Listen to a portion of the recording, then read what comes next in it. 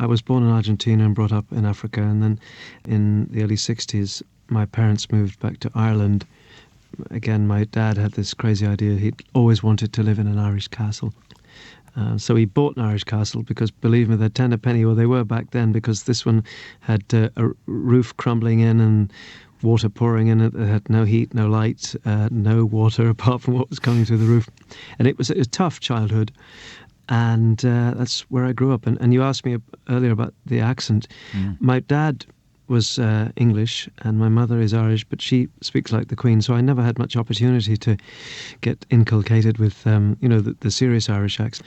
I mentioned before about the castle I grew up in. In the summer we would have that as a hotel, which is where I learned my trade to sing, basically.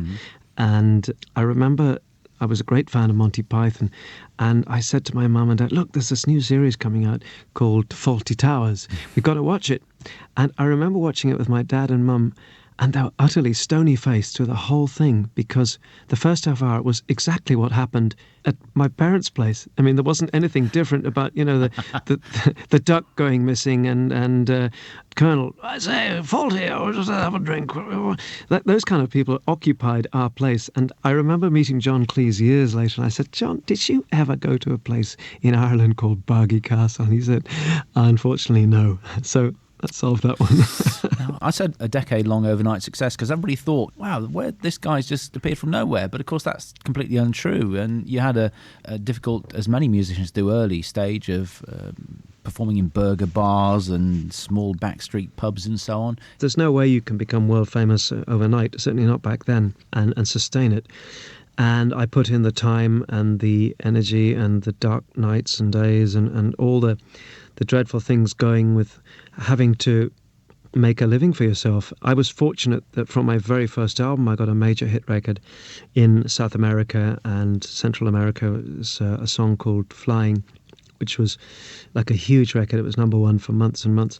And that gave me a taste of what it meant to have your ego smashed to smithereens by going there to be treated like a star and then going home to a complete blizzard of apathy. So, and then my second album, Spanish Train and Other Stories, did relatively well here. I think Spaceman Came Travelling was on that, and Spanish Train, and what's that other perennial? Oh yeah, Patricia the Stripper.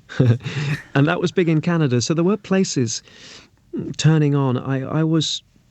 felt like I was looking at one of those circular globe things that spins around, and lights were going on, some feeble, some coming on strong. Europe has been great for me, as has the UK, for very many years. The success of your songs and the albums globally is almost unprecedented, isn't it? And you've picked up quite a few famous fans along the way. Somebody told me Boris Yeltsin and Helmut Kohl were big fans of yours. I find it very curious that so many places, they don't speak English. Just a quick visit to the website will show that there's people really all over the world who enjoy my music, and there's a lot of people logging on from Iran at the moment, and I think they make a special effort to maybe learn English. The global ability of us in this business, and indeed the transmission business, where something happens in New Zealand is immediately on our screens. I think it's an extraordinary business to be in, putting sentiments and ideas and musical ideas around the world just like that's so fast. It's a fantastic thing. Well, I mean, there are so many songs that people will recognise, even if they might think they're not Chris de Burgh fans, and everything from Lady in Red and Missing You to High on Emotion. Do you do Patricia the Stripper, by the way? By request. Do you? In private rooms. Because I don't know if anybody's ever asked you, but who is she? Patricia. The story behind Patricia is that years and years ago, I had been on one of these terrible country weekends over in Norfolk, I think. And I'm never really sort of suited to those sort of places. But anyway, it was hunting, shooting and fishing. And the first morning, we were invited to go fly fishing. Now, I know about coarse fishing, but nothing about fly fishing. And so I went fly fishing, and my first cast, I think is the correct word, wound up in the bank, and I went to pull it out, and I went up to my neck in mud, which was a very auspicious beginning. So I slunk back to my room and got in the bath fully clothed, get all the mud off. And I was kind of thinking to myself on the flight back to Dublin, imagine if, because you wouldn't believe this perhaps, but I'm actually very rebellious by nature, and I keep it very quiet. But I was thinking, well, imagine if I was there and all I wanted to do was go downtown and hang out with some strippers. And the first time I ever performed it was to two Welsh brothers who'd come to bury their elderly Welsh brother down in Wexford, where I was living with my parents in the castle. And just to cheer them up, after they'd had a cup of tea after the funeral, I said, will I play you a song? And, oh, that would be nice.